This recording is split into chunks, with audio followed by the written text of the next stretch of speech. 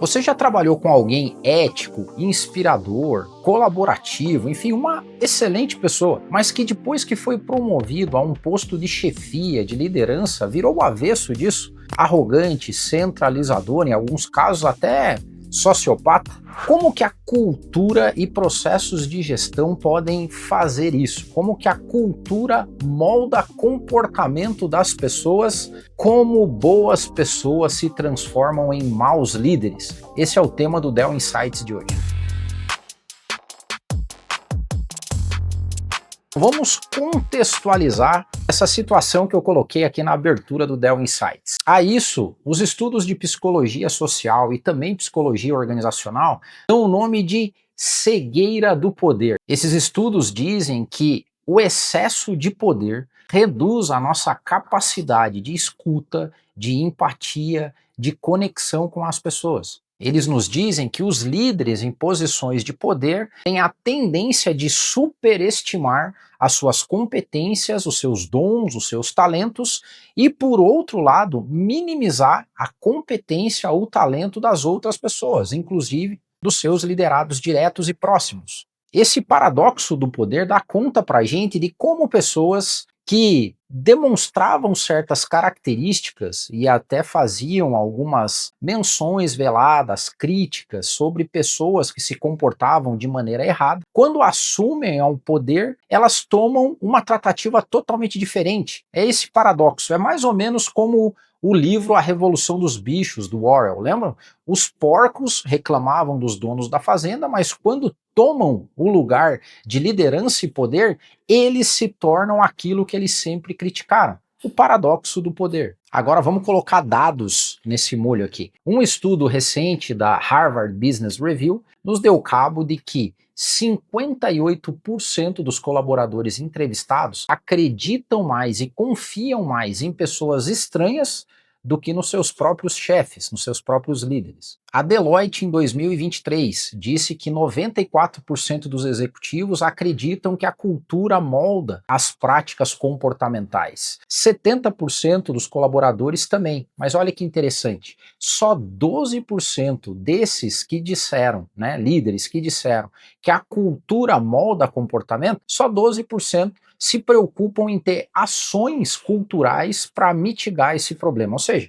a gente vai vivendo com o paradoxo do poder, com o dilema e a cegueira do poder, porque é assim mesmo. Mas vamos tangibilizar em efeitos práticos. Então imagine que você, que é CEO de uma empresa, que é head de RH, pegou aquela pessoa com potencial, colaborativo, sabe, ético, extremamente participativo, um amor de pessoa. E você promoveu ela e viu ela cair na cegueira do poder e se transformar em alguém totalmente diferente daquilo que era quando foi promovido. O que acontece se nenhuma ação for tomada? O líder é o definidor de comportamentos culturais, ou seja, o exemplo arrasta. Corre o risco de você ter toda a cultura da sua empresa, que foi tão habilmente criada, desenvolvida, regada, se transformar da noite para o dia e ser destruída pelos comportamentos nocivos de líderes que caem na cegueira do poder. Então vamos falar um pouquinho do que causa essa cegueira. Quais são as raízes da cegueira do poder? A primeira raiz, ou a causa raiz da cegueira do poder, é o bendito bajulador. Puxa-saco.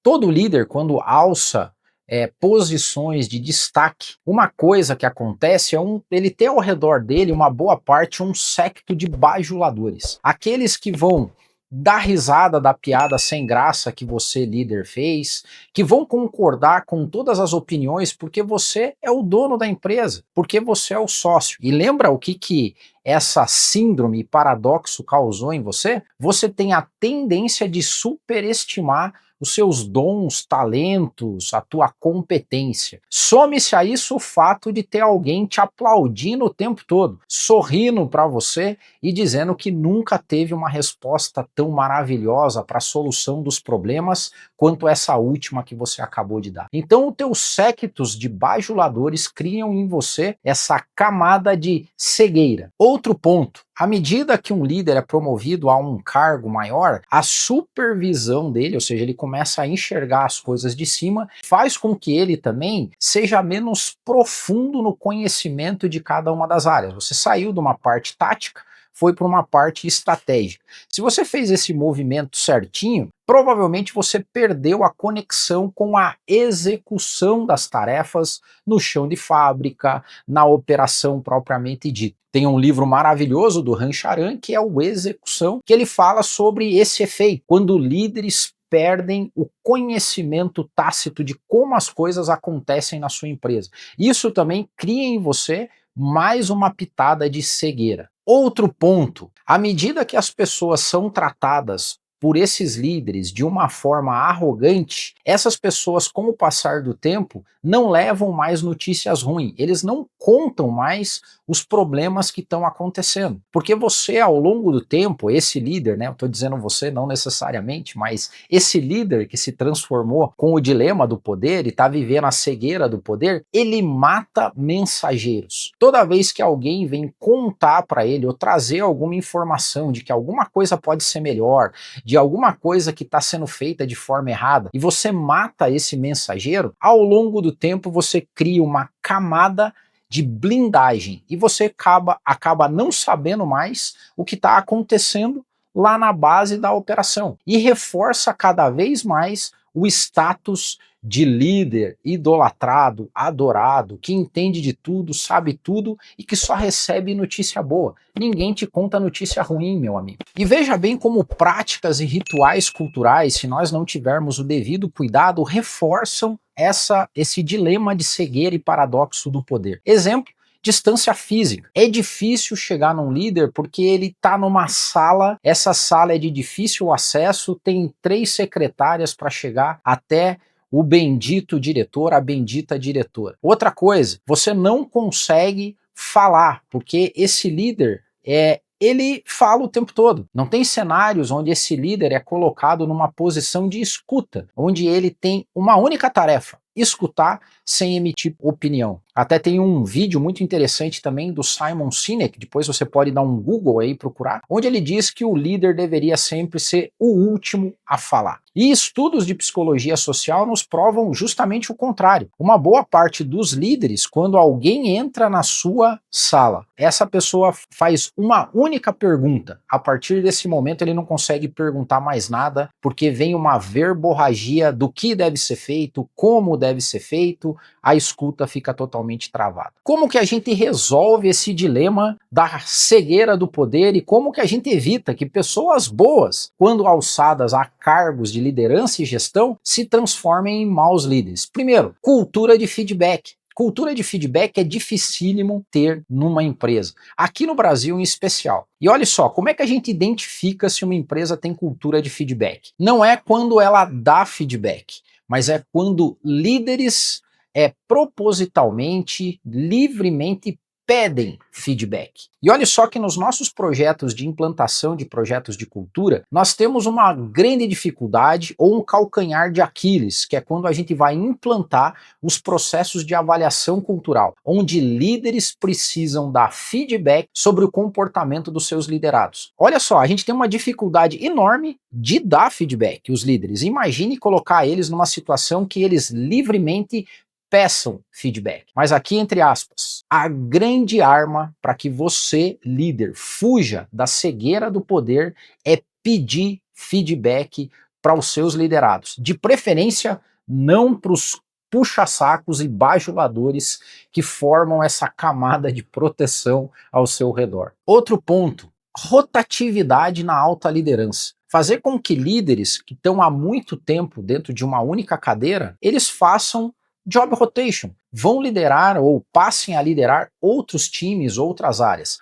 É interessante, inclusive, que algumas empresas já têm práticas de job rotation outside company, ou seja, incentivam até que seus líderes, durante algum período, trabalhem em fornecedores, trabalhem em clientes, para aumentar essa gama de informação e, o mais importante, gerar humildade nos seus executivos, porque é só a humildade que quebra o ciclo da ignorância. Eu não ensino nada para quem já sabe tudo. Eu não consigo apoiar e colaborar com o super, hiper, mega guru que entende de tudo nesse mundo pelo simples fato dele ter sido promovido a gerente, a diretor, a vice-presidente. Esse conceito de humildade deliberada, a humildade, é tratado pelo Edgar Schein, um dos papas da cultura organizacional. O Schein dizia o seguinte: bons líderes perguntam mais e afirmam menos. Bom, para terminar aqui, a pergunta talvez não seja por que o poder corrompe, mas a gente entender como ele corrompe. Práticas culturais de gestão, práticas de administração de promoções, de governança na sua empresa, quando controladas e coordenadas estrategicamente num projeto de cultura, evitam a cegueira do poder, evitam o paradigma do poder e, em última instância, evitam que pessoas boas, de bom caráter, pessoas que têm todo um potencial, se transformem em maus líderes e, no final, destruam a cultura da sua empresa. Então, não caia na cegueira do poder, não caia no paradoxo do poder e evite que pessoas boas se transformem em maus líderes. Se você não tem ideia de como estruturar programas de governança e também engenharias pedagógicas que ajudem os seus líderes, principalmente os seus potenciais a líderes, a se tornarem excelentes disseminadores, evangelizadores de cultura, conte conosco. Nós aqui na Dell Consultoria somos especializados em projetos estratégicos de cultura e a gente vai te dar alguns feedbacks que podem ser extremamente úteis para transformar a cultura da sua empresa e fazer com que os seus líderes sejam evangelizadores de cultura. Os contatos estão aí, nós vamos ter um enorme prazer de ajudar você na construção da cultura da sua empresa. E um pedido especial, obrigado por você que está acompanhando o Dell Insights aqui, mas se inscreva no nosso canal, ative o sininho, dê um like aí, compartilhe esse vídeo, porque você vai estar ajudando a Dell Consultoria a levar esse conteúdo de qualidade para CEOs, empresários e líderes de recursos humanos. Um grande abraço e até o próximo Dell Insights. Você está feliz com a cultura organizacional da sua empresa? Já imaginou o conselho aprovando seus planos? Suas equipes com alta performance e superando metas? Toda a sua empresa alinhada, comprometida? Cultura é o maior ativo da sua empresa, porque cultura ninguém copia. Para construir uma cultura forte, você precisa de um parceiro forte. Dell, a melhor consultoria de cultura organizacional do Brasil.